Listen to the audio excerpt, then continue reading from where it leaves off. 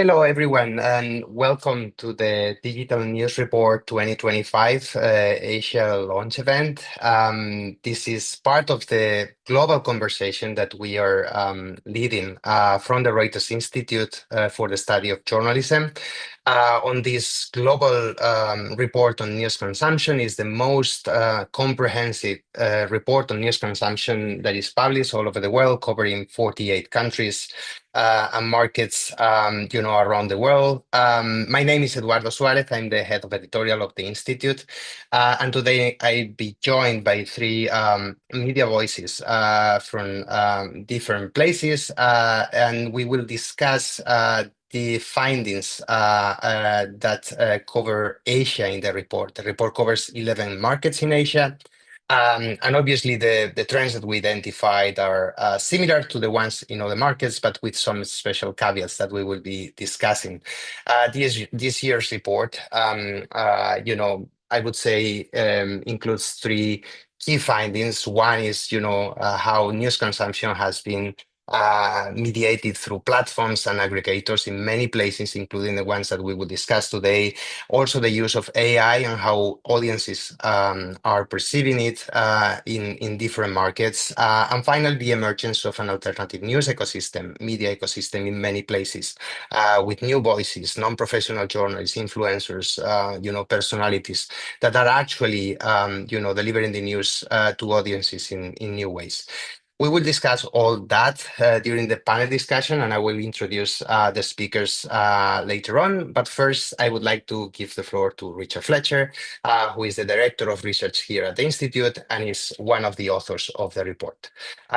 Richard will present the key findings during 15-20 minutes, and then we will head into the conversation around those findings.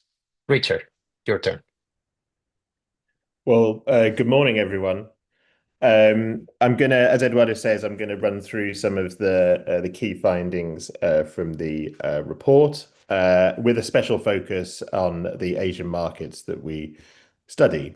But just a reminder, this is a big study covering 48 markets, and we surveyed around 97,000 respondents this year. You can see the markets listed here, and also those markets I've highlighted for Asia Pacific. We did add Serbia this year in Europe, bringing the total up to 48 markets.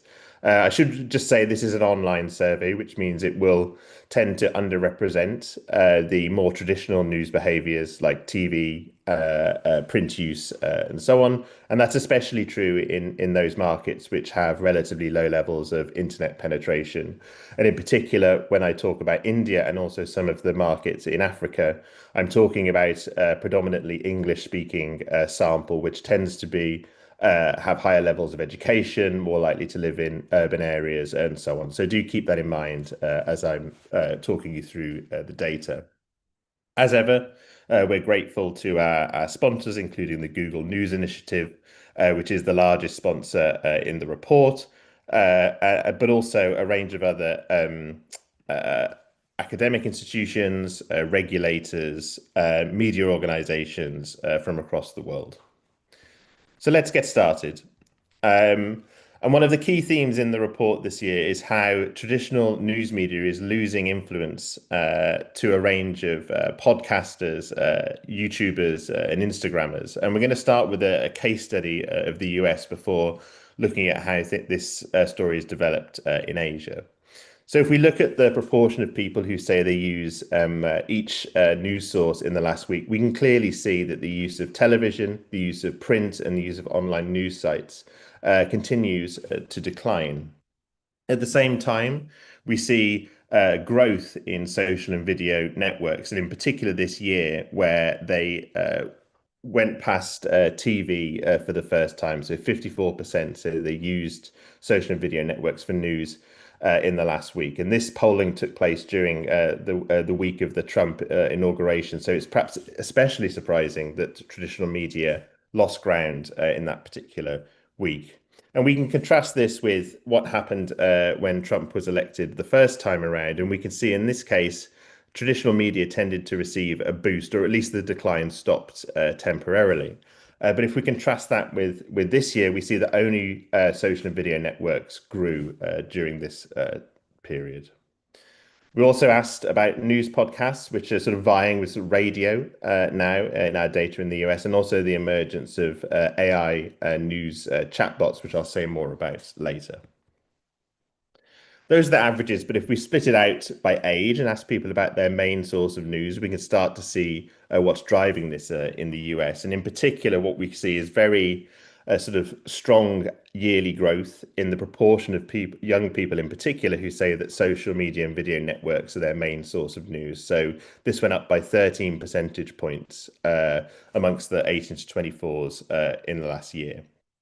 And at the same time, in those younger age groups, we can see that people are now less likely to say that their main source of news are websites and apps.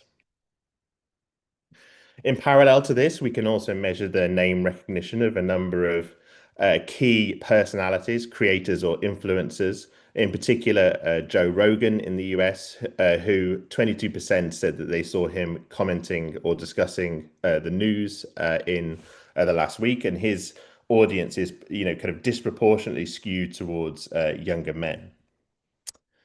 So the question is, are we seeing these trends play out in Asia as well? Well, the answer is partly. So what we've seen in the last few years is the US has now joined a group of countries, which includes Brazil, India, the Philippines, Indonesia, and Malaysia, which are really kind of social first news media markets. And we can contrast this with countries in Europe, but also Japan actually belongs to this group where, yes, the use of social media and video networks as people's main source of news is growing, but it's growing at a slower rate. And we can really see this gap start to open up between these two different groups of markets. And if we look again at people's main source of news in specific Asian markets, we can start to see evidence of this pattern too. So in the Philippines, TV remains important with older news consumers, but social media is now the main source of news overall. And 51% of the 18 to 24s in the orange bar say that it's their main source of news. In Indonesia, TV again remains important, but social media are the main source of news for the under 45s. And 50% of 18 to 24 say that it's their main source of news. And at the same time, we can also see podcasts and AI chatbots starting to emerge as a key source of news in this market. India is a little different. And again, just a reminder, this is a sort of a slightly a sample with higher levels of formal education because of the way it was recruited. But nonetheless, in India, we see evidence that print remains more important than many of the other countries that we study. But under 45s are mostly digital, with a preference again for social and video networks. And if we look at the data on the use of individual networks in particular Asian markets, we can see very high levels of social media use for news. This isn't main source of news. This is just use in general. So again, it's not uncommon to see the most popular networks in particular markets being used by over 40% of our sample. You can see this evidence in the Philippines and many of the other Asian markets that we study. South Korea is slightly different because it's home to a range of domestic platforms. In particular, Kakao is popular for news there, and in Japan is a bit of an outlier within the Asian region because the use of social media for news is much lower, as you can see in the data. But as said, for most markets, we're used to seeing high levels of social media use for news. Excuse me.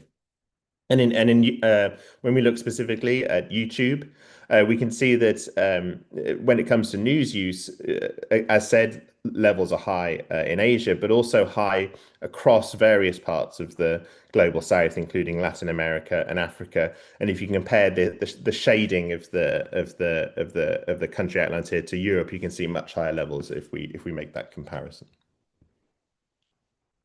It's important to point out that we can map a range of different podcasters and creators across Asian markets. In the US, it tends to be mainly about partisan politics, but that's not necessarily the case everywhere. In India, we can see that influencers are more able to sort of challenge the government than traditional media. And in Thailand, we see influencers extending the range of debate in what is quite a controlled media environment.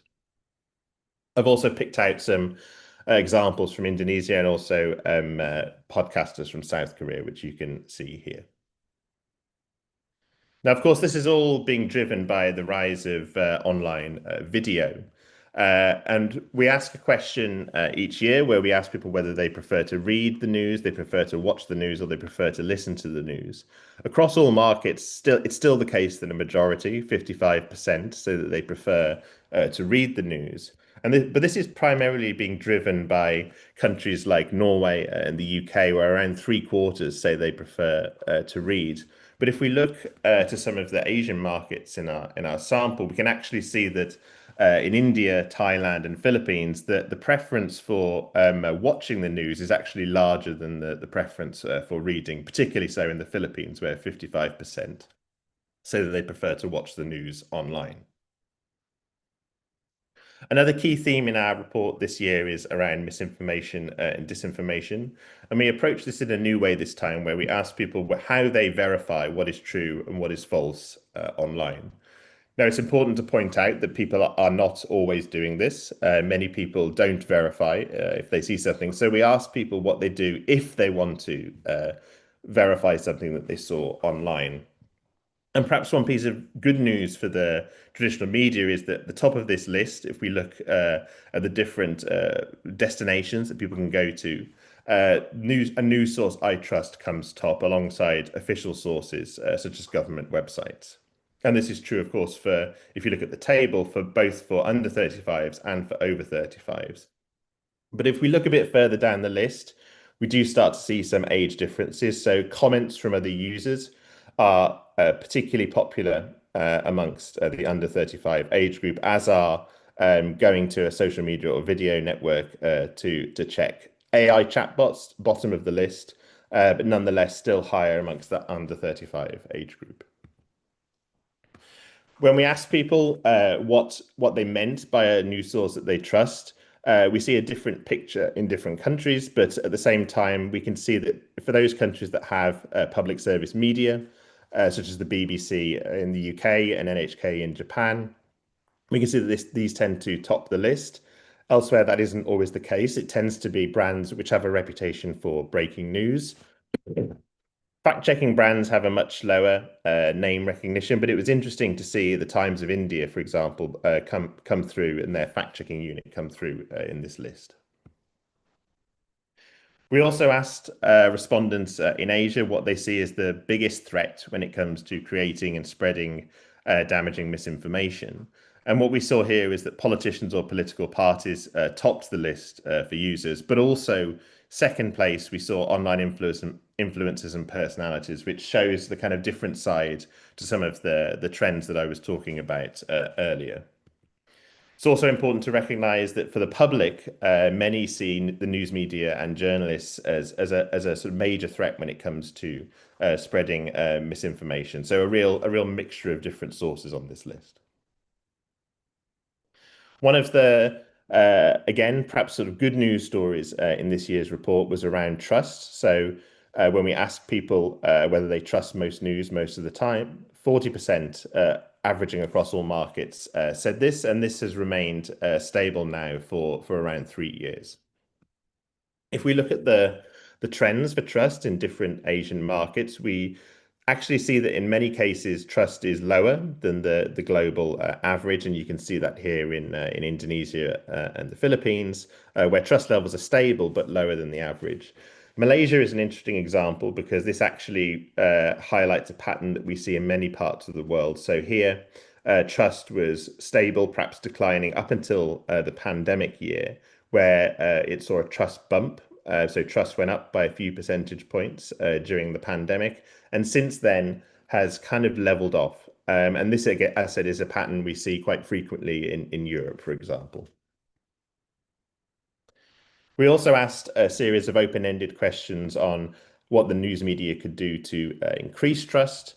And when we coded these responses up, four key themes emerged. So firstly, people would like the news media to be more impartial, to leave personal feelings and opinions at the door and don't push agendas or narratives. Accuracy, of course, is very important for respondents, and it's interesting to see that some news media organizations across the world really trying to demonstrate how they ensure accuracy. Transparency, so more information and evidence about how the news is made and what's driving the creation of news stories. This is important for respondents. And also just better original journalism, so more depth, more investigative reporting, and so on. And of course, these are all things that sort of many journalists would aspire to. So there's not really any kind of kind of difference of opinion between sort of what journalists think they should be doing and what the public wants. It's just that the public don't think that they're getting it at the moment, and this is driving what the low trust figures that we see. Onto AI now, and again, this is a key trend and a key theme in this year's report. We asked people this year whether they've used any of the following AI chatbots to get the news. Of course, this is a difficult thing. AI is a difficult thing to ask about in a survey because people don't necessarily know if they're getting AI responses to search queries, for example. But nonetheless, we saw that 7% on average say that they use a chatbot for news each week. And the figure is twice as high, 15%, when we look at younger users. We also asked a question again on people's comfort with the use of AI for creating news. And again, what we find is that if we ask about the use of AI with some human oversight, so a human in the loop, if I can put it that way, we actually see high levels of discomfort in a country like the USA. But in India, actually, people are relatively comfortable with this scenario. If we ask about the creation of news, which is mainly done by humans, but with some help from AI, we actually see higher levels of comfort in both cases. And in some countries like the USA, this scenario is people are more comfortable than they are uncomfortable. But the key point I think from this slide is just the difference in comfort between India and the US. And this is something we actually see sort of replicated across Asia. So comfort levels tend to be higher in countries like India, Thailand, and Indonesia. And we find countries which are the least comfortable with the use of AI in news tend to be in Europe. So you can see Croatia, Finland, and the United Kingdom. Just 10% of people say that they're comfortable with the idea of news mainly being made by AI with some human oversight. Behind this, we also asked people whether they think the use of generative AI in news will make news either more or less each of these attributes. And what we find is that the public tend to think that AI will make news cheaper to make for news organizations and potentially more up to date, but also less transparent, less accurate, and less trustworthy. And of course, this is really important for news organizations to understand as they attempt to communicate their use of AI to the public. We also asked about a range of different features or implementations of AI which could be used to improve the news experience. So, for example, converting stories into different for different reading levels, summarization, translation, and so on. We found some interest in all of these, and again, interest tended to be higher in the Asian markets that we surveyed than elsewhere. And in particular in India and the Philippines, we saw interest in different language being adjusted for different reading levels in India, and in the Philippines, relatively high levels of interest in article summarization, which is something we also saw in Japan, even though interest in many of the other options was lower.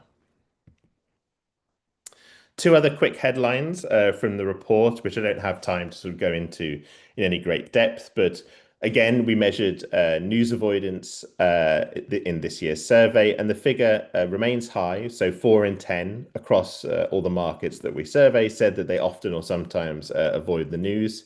Last year, the figure was 39%, so no statistical difference, but nonetheless still the highest level that we've seen since we've been polling on this question in 2017. And also, again, we find that the majority of people are currently not prepared to pay for online news. So just 1 in 10 to 10% have paid in Japan, and this is roughly the same figure that we see in the UK. In some markets like the US, the figure is higher at 20%, and Norway is a bit of an outlier, where 42% of people said that they paid for online news in the last year.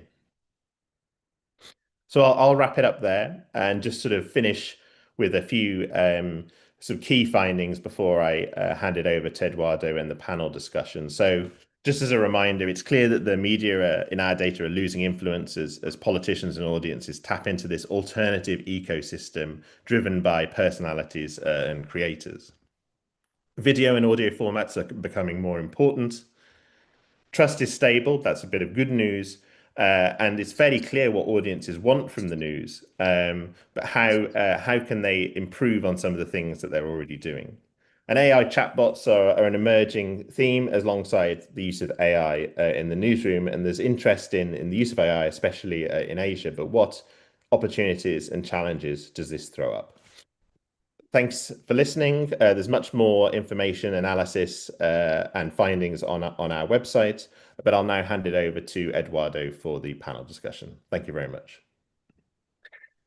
Thank you so much, Richard, for such a clear presentation of the findings of this year's report, and also for the insights on the Asia region. We are really lucky today because we have three media voices that can complement Richard's presentation with their own thoughts and views and and insights into different markets in the region. I'm going to introduce them now.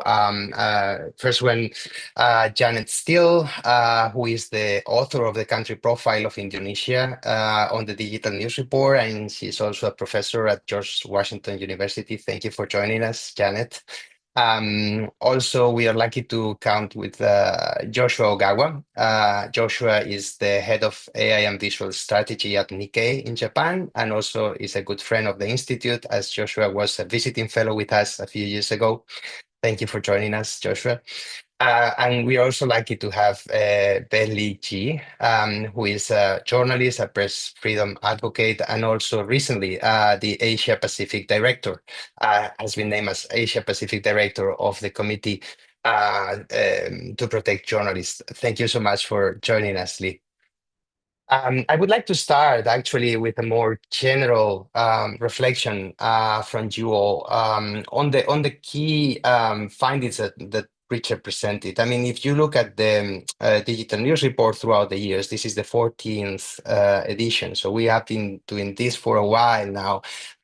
And one of the most striking things for me, and for sure for many people in the audience, is how the news ecosystem has changed generally throughout this year. Just to take a single data point, in Japan 10 years ago, almost half of the population, according to our sample, was getting their news from printed publications. Now it's just 19%.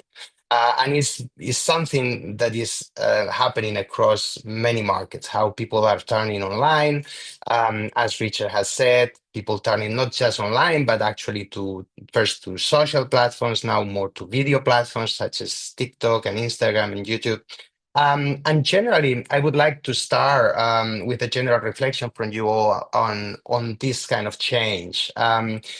Are all news audiences now better informed than 10 years before or 14 years before? Are they worse informed than before in this kind of new ecosystem where some things are gained, some things are lost?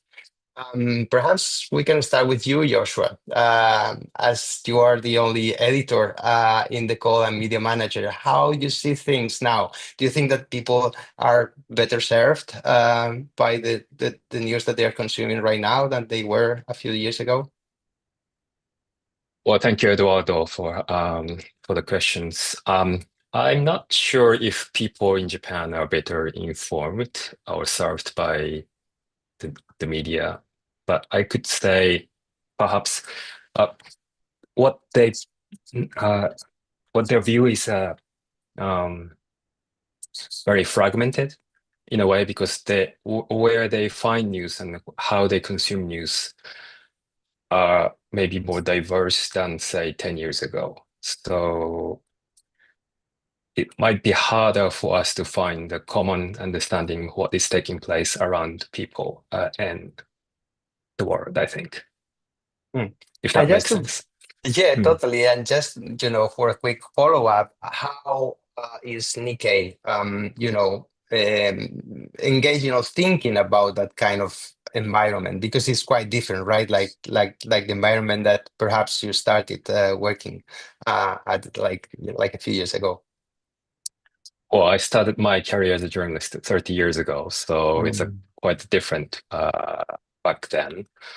We've been focusing on building our digital subscription businesses as we see decline in print circulation. And also, we are trying to find more younger audiences among us because the people who subscribe to news in Japan, which is quite low, and tend to be older than I think the other countries are. So that's two challenges that we are facing, not just in Japan, but I think uh, traditional news media in general, I think. Thank you, Joshua. Janet, I would like to turn to you now because, Indonesia, the country that you cover on your country profile, is quite different from Japan. Is obviously people consume the news quite often through video platforms, like 34% through TikTok, which is such a big number, one of the biggest numbers in the report. What kind of impact do you think that has in the kind of media ecosystem that we are seeing in Indonesia and how people get their news there?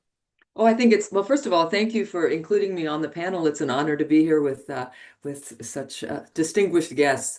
I think, yes, social media, TikTok has had a huge influence. In fact, in last year's report, a lot of people believe that it was the TikTok campaign that actually elected President Prabowo, and his very, very clever use of TikTok and in order to promote his interests.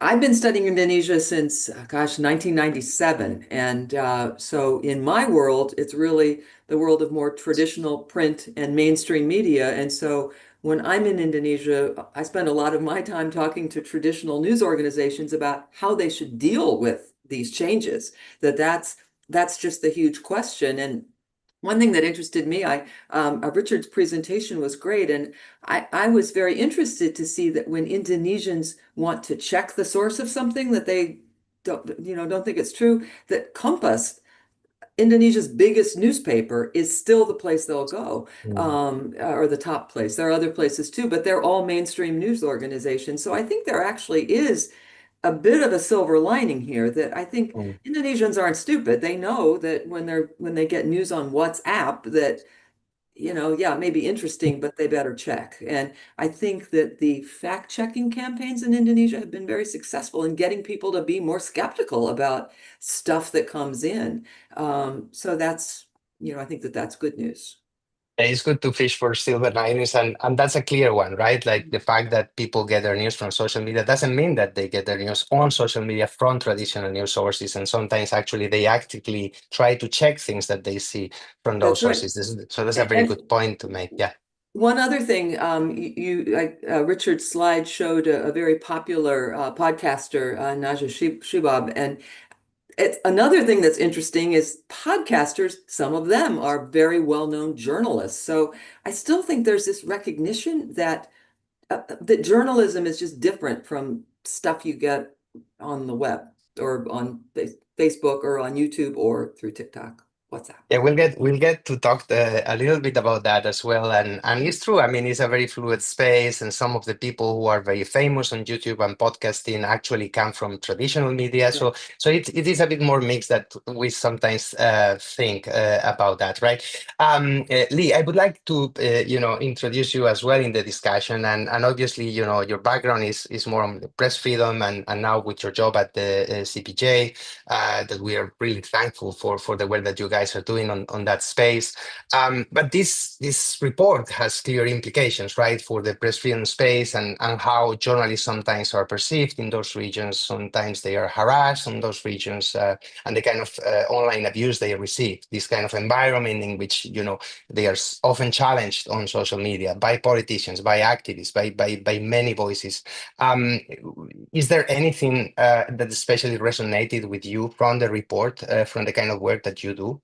Yeah, no, thanks for having me as well. And I think, I like to agree with Jeanette there on the silver lining. I think, when I like to go back to your first question a little bit in terms of, the main takeaway from the report. I think despite the headline that we are seeing from the reports, I think I like to frame that in the context of independent journalism and press freedoms in Asia. I think, I think the fact that the rise of the new platforms has really given a lot of potentials for diversity of informations that we are seeing across Asia. As you know, many countries in the region has very tight control on informations, and the sort of new platforms and new avenues for some audiences to get information has really given rise to a numbers of independent platforms for people to practice independent journalism that include, say, in Malaysia Kini, where I was a journalist,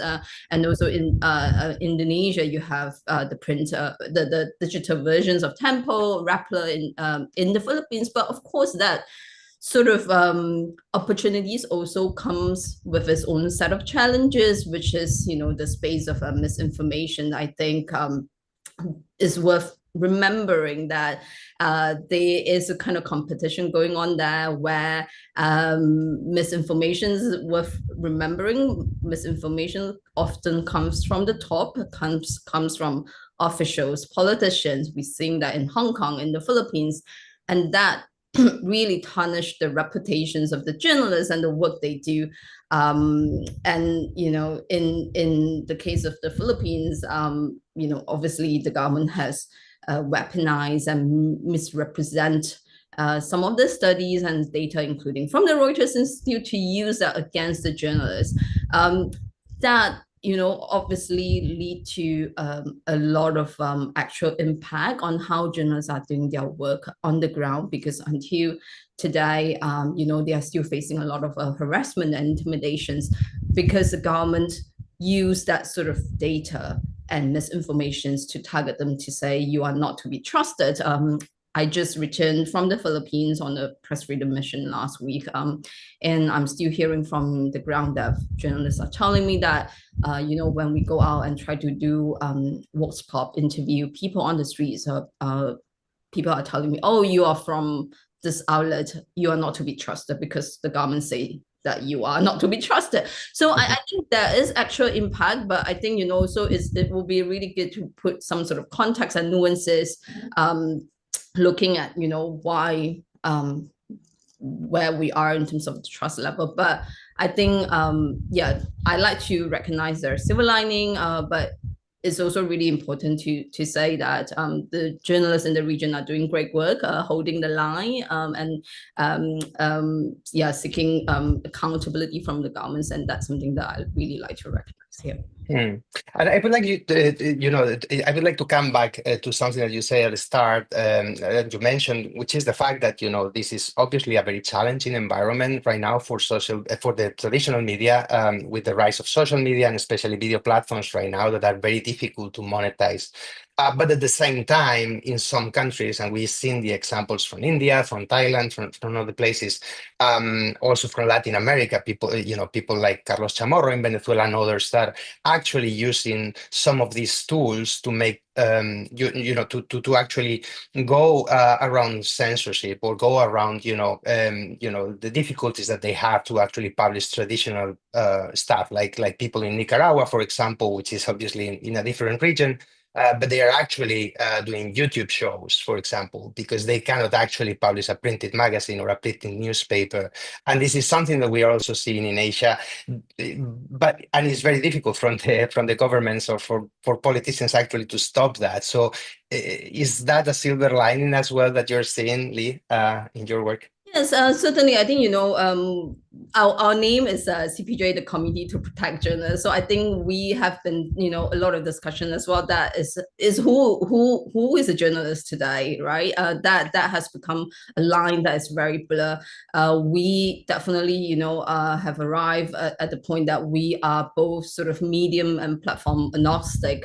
We look at journalists as people who cover the news regularly on news, on comment, or public affairs through any sort of medium. But when we talk about news and journalists, they engage in the practice that we all recognize. They're guided by certain values. So you have to be fact-based. For instance, there is a set of fact-checking involved in the process. There is, editing process. So, while we recognize, the potentials of, say YouTubers, TikTokers can be journalists as well. And we do have, in CPJ, we've been around for more than 40 years. We have documented cases increasingly in recent years. For instance, in the case of India or Afghanistan, we have documented cases of journalists who practice journalism purely through YouTube, for instance. And that is to recognize the kind of trends that we are seeing coming out from the region, because people are using different platforms to recognize, to practice their journalism today. And that is something that, I think is to be welcome. But at the same time, I think we just need to be mindful that when we talk about journalism here, it is guided by certain values. And I like to emphasize on the fact that, people who are sharing fact-based information to their audiences, and that's something very important. Yeah, absolutely. And it's, it's very good to recognize that. And also the question that you mentioned is such a key question now. Who is a journalist now? It's not really easy to say, and very difficult actually to understand. Joshua, I would like to actually ask you about something that is pretty unique to Asia in our report, and is the power of news aggregators is something that we don't see so much in Europe or the US, but in a country as Japan, obviously, like intermediaries such as Yahoo or Line News are still quite powerful in terms of news consumption. I would like to ask you how you see that, from the business point of view and the editorial point of view. Does it make your life at Nikkei a bit more difficult, or because it's something that perhaps is coming to the West as well in different ways. We are seeing the rise of Apple News, for example, in the US and others. So I would like to ask you a bit about that. Yes, I think the position that the Yahoo News Japan has built over the years is very unique here in Japanese market. It's more by historical reasons behind it, because many Japanese mainstream media, especially the newspaper, have chosen to provide news to Yahoo News as their main gateway to provide their news online, where Nikkei didn't choose that path and instead built our own digital publication, which is now have over 1 million paying subscriber. But because people's perception is that, whenever they would like to find news, they're so used to going to Yahoo News to find anything for free. So that's really hard to break that habit. when it comes to online news consumptions. I think it's still true. It may change as people start using AI chatbot or other form of AI services to find news, but that's how it is in Japan up to now. I was going to ask about that because the next question, Mm. the logical question, and with your hat, as an AI expert now, Joshua, is that is said to be like the next round of disruption for every of us, right? Like the fact that some of the issues that we've seen in the past with aggregators and with social media, etc., might translate soon or are translating already into the AI space, and how news organizations and news publishers deal with platforms in terms of licensing, in terms of sometimes litigation as well. How do you see, things playing out in Japan on this? So I think in general, Japanese mainstream media is slower than their peers in other parts of the world when it comes to using Gen AI to deliver their news to their audiences. We, Nikkei, are still scratching the surface as we launched our own AI chatbot in March. And public broadcaster like NHK is leading their ways in using AI in their broadcast programs. But as you can see in your report, I think people are still very low in the usage of AI chatbots as a source of news. But we expect that to change over the next few years. So that's why we are trying to find to adapt to this expected change in the way people find and consume news in Japan. Yes, and related to this precisely, one of the other things that are unique to Asia in the report is how many people, especially in some countries in Asia, are prefer to actually watch the news rather than reading it or listening to it. And actually, also in the AI space, another trend that we are also seeing is the rise of AI avatars in some countries, and like TV stations, like putting an AI avatar presenting the weather or the sports or something like that. And obviously, as a professional journalist myself, I'm kind of concerned about that because that introduces all kinds of labor issues and also press freedom issues potentially, because those avatars might be actually used for nefarious reasons in some places. Lee, I would like to ask you about that from the press freedom perspective again. I mean, is that something that you are concerned about? I mean, we've just finished, a huge year of elections everywhere, including some countries in Asia. And we've seen some examples of misinformation and disinformation created with AI, maybe not so many as we expected, but this is a very new world we are entering to, and it might be concerning from that point of view as well. Yeah, well, I think, yeah, exactly. I think last year is the so-called banner election year, where we have had massive elections around the world, including in Asia, including in places like India and Indonesia. I think obviously, I think when democracy is tested, journalism is always also the first to be tested, and we were. In terms of incidents of press freedom, I think we did not. We are appreciative of the fact that at least we did not see major surge in terms of press freedom incidents there. But I think whenever we talked about AI, and the implications between tech and elections and press freedom, we also like to provide some nuances in that by breaking down, what does it mean by AI? Of course, there are opportunities there, but it also comes with challenges a lot. And I think this question, given that Jeanette is the expert on Indonesia elections, and AI have in fact been used a lot also in the elections and social media, so it's really a interesting case study there to see how that was used during the elections, but also in the aftermath of the elections.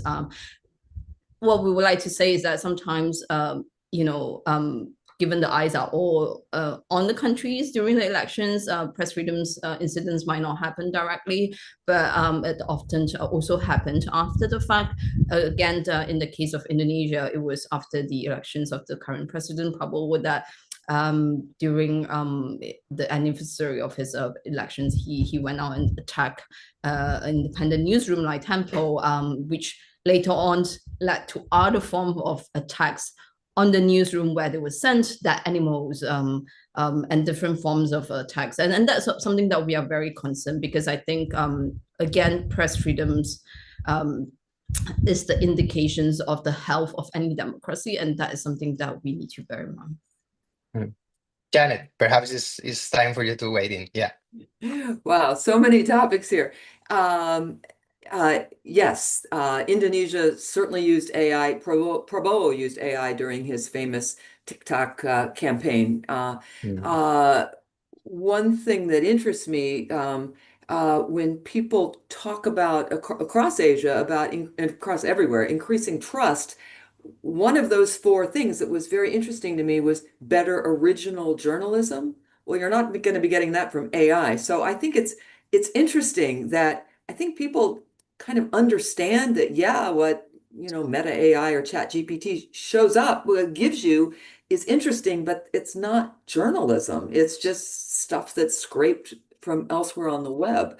I was not that long ago interviewed by Detik.com about AI, and I had this kind of revelation that, the people who are really worried about AI replacing journalism aren't doing journalism. If all we're doing is just repackaging press releases from the government, yeah, let AI do that. But that's not journalism. So I think if you are actually going to the field, doing reporting, writing long form pieces, really working with sources, AI can't do that. So again, another kind of silver lining, I think AI is less of a threat if we do better journalism, or if we do journalism rather than just repackaging press releases from the government, which is unfortunately what a lot of journalists in the region do. I, of course, absolutely would like to echo what Lee said about Tempo, the attacks on Tempo. I mean, it's, truth in advertising here. I wrote a book on Tempo years ago and have been following them, really my entire career. Can you, Janet, explain to our viewers the relevance of this news brand in Indonesia? Why it matters that it's it's in the American context, it would be like Time magazine, and it was founded in 1971 at the very beginning of the New Order, Suharto's regime. It was then banned by Suharto in 1994. 4 years later, when Suharto was toppled, 1998, it got its license back because of the change in the press law, which is another topic I'd love to touch on really quickly. But after it came back in 1998, it was even better. And it's known for its investigative reporting. It is independent. It is not owned by a tycoon. It is one of Asia's finest news organizations, and they now have a really well-known and popular podcast with it's called Bocor Loose Politik, or Slow Leak Politics. Well, it's pretty fearless in what it takes on, and so they've come under real attacks. The one female journalist in the group was sent a pig's head, and then this was back in March, and then a couple weeks later, they got another package of, I think it was 6 headless mice, which is just disgusting. And then they had a denial of service attack in April because of an investigation they did on online gambling. So they're out there, they're fearless.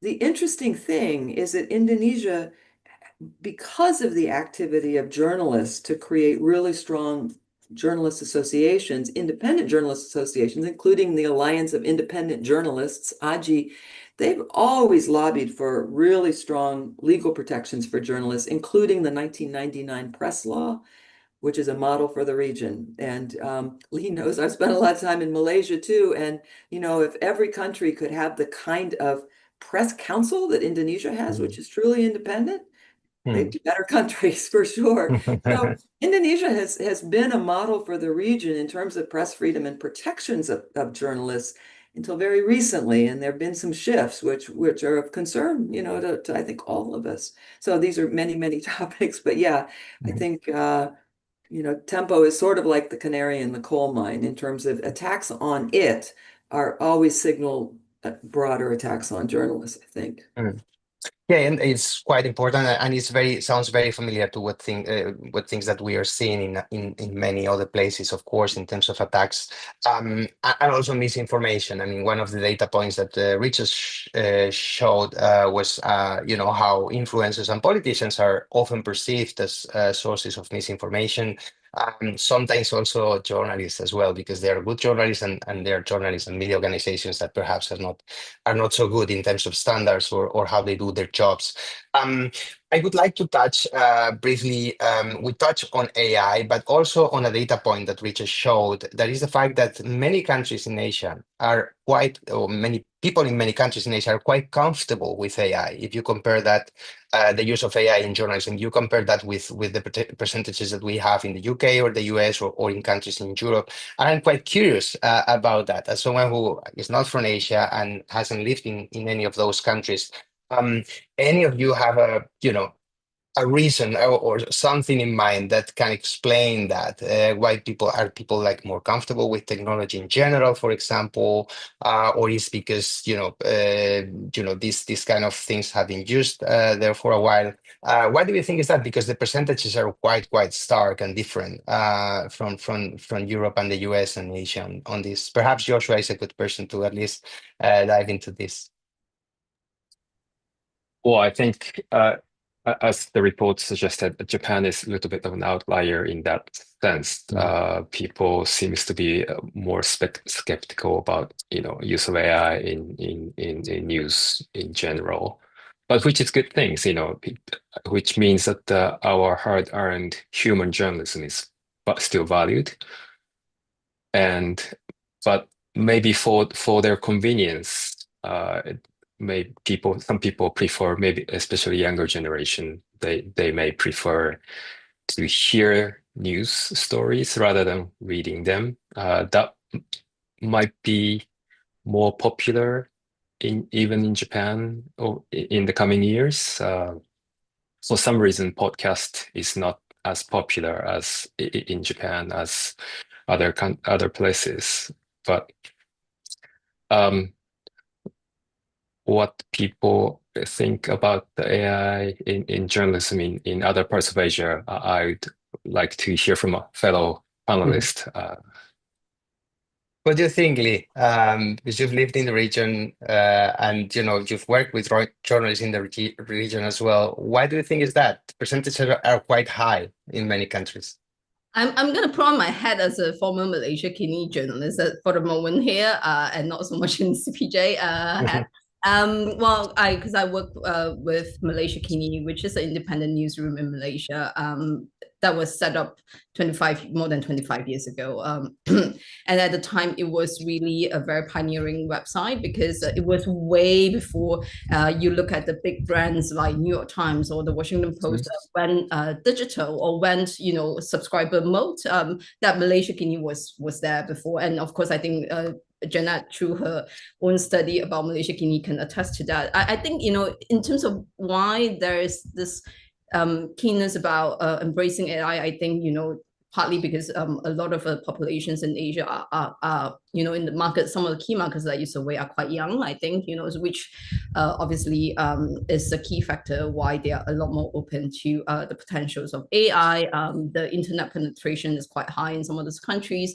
Again, that is an advantage of, why people are more open to AI. But I think, it's key. I think of course, there are a lot of alarming headlines about AI and all that. I am not totally dismissing the potentials of AI, but I think it's very we need to be very mindful about the potential implications on news, obviously, and on media industry as a whole and how journalists work. But I think we need to leverage on those potentials, but at the same time, holding on to and upholding the values about journalism, which is guided by a certain set of principles, integrity, fairness, balance. That I like to go back and say, very much that the kind of boots on the ground journalism, talking to people, working from the field interview, is nothing that AI can replace. So I am optimistic in that sense that this is not something that can be replaced by AI. Maybe they can do transcriptions, writing headlines, processing the press release, as Janet say. Yeah, but again, real journalism, it takes investment in time and resources, which unfortunately, if we are looking at the current pictures, only newsroom with certain resources will be able to do that, or taking small newsroom from different places to come together to do that. TikTokers, YouTubers are still quite limited and constrained by that, because the kind of real journalism, it takes efforts and time and persistent to do that. In relation to that, I would like to ask you, especially Lee and Janet, about something that you both have said, which is the importance of standards and the importance of actually, having some journalistic values and so on. But at the same time, in the environments that we are talking about, which are environments in which many people consume news on social platforms, digital platforms, where journalistic content lives, in the same place as many other kinds of content. I see a challenge here for journalists to actually explain what they do and why they do it and what are the standards that they are following as well, so people actually can see the difference, because obviously we all can see the difference in the call, I think, but probably for audiences is a bit more difficult to see that, because they see the politicians, activists, nefarious actors in the same place as they are seeing journalism. How do you think we should approach that? Because I think that's a clear challenge that stands out from the findings as well. I guess it's my turn. Quickly back to AI. I think, to me, one explanation for why people are so interested in it in Asia is Asians have kind of leapfrogged over different stages of technology. I mean, I think people in Indonesia, like 80% or so of the people get their news from their handphones, and these may be in homes that don't have a landline, never had a landline. So I think enthusiasm about the novelty of new technology is one thing. I also think that in the newsroom for journalists in Asia, I think it's been really helpful. Things like translation. Lee mentioned translation. I mean, a huge amount of time in newsrooms is spent transcribing interviews. So all of these things are really good and really good uses of AI. I'm also interested, again, in that sort of list of what promotes trust in media. Transparency, and the idea that journalists sometimes need to explain how they got the story. And a lot of newsrooms are doing that. So I think it's kind of reassuring, again, that the things that respondents to the survey say they want, this is good journalism. And in all of my lectures around the region, what separates journalism from just reading something on WhatsApp or that you saw on TikTok is a process of verification. If it has not been verified, it's not journalism. It's real simple. And I think that the findings of this survey, to me, reinforce universal principles of journalism that journalists in all of these countries know. So that's good. And if I may chime in on a little bit on that, just to be on to what Jenna has already said, I think it's also, I think there's definitely a lot of, I talk to journalists on a daily basis and from different parts of the regions, and there's definitely a lot of quality fact-based journalism being practiced. I know there are a lot of alarming headlines out there right now, including, if I look at the pictures in Asia, is the region with the highest number of journalists in prison, more than, 30. It was at the end of last year, 111 journalists imprisoned in Asia because of their journalism. That accounts for more than 1/3 of the global total. But that shows me the other thing is two things very clear is that there is hunger and appetite for independent news in the regions. And also governments are very, very afraid of quality and fact-based news. If you look at the journalists who have been targeted, they are, they look closer at their work and journalism. They are people who report on their community, who report about what happened to community when deforestation happened, what happened in the reconstructions of a typhoon aftermath in the Philippines. And they've been put in jail because of their journalism. So I think, the newsroom and the journalists that are being punished because of their work today are very much tied to the kind of democracy and democratizations in their country. And I think, I am optimistic in the sense that there is no way the government can suppress the truth forever. And this is a call for our fellow journalists also to really fight back on this kind of repression of the truth by using the journalism that you do. Yeah, many silver linings, surprisingly, in this conversation, and I'm really thankful for that. We are almost reaching the end, but I would like to actually ask you a very short question to finish the conversation. And it's very easy, just imagine that we gather again next year for Digital News Report 2026 around this time of the year. What would you like to see in the media space in Asia or in the countries that you cover that is kind of feasible in a year's time? So let's not imagine something that we cannot turn back the clock or do something or wish for something that won't happen, but something small perhaps, but something that would be useful for independent professional journalism in the region. And I would like you to answer with a couple of lines, really, if possible. Who wants to start? I can go. If I can. Go ahead, Joshua. Oh, I was going to say, we talk about AI's threats and concerns, but I think AI could also help us do better journalism. And as someone who lead the newsroom AI initiatives at Nikkei, I really find opportunities and rooms for AI to help our journalists do their work, what they're good at, more efficiently and more productively, and find, dig out, investigative good journalism. So next year, I hope to see more of these examples, not just AI slaps, or just degradation of internet space in general, but something that more optimistic about the future of journalism with the help of AI. I'm sure you'll make it happen, Joshua, at Nikkei. So we're rooting for you in that. Janet. Okay. For years, I wrote the Freedom House Freedom of the Press report for Indonesia, Malaysia, and Singapore and East Timor. And even if the governments were repressive, if there was pushback from journalists, that was so important. And I think that what has always made Indonesia stand out is that there's always been pushback from journalists. And so I would like to see more of that. I think that that's the key thing, that, the only way to fight laws or regulations that restrict the press is to push back. And I think we've seen that. I think we need to see more of it from all over the region. Thank you, Janet. Lee.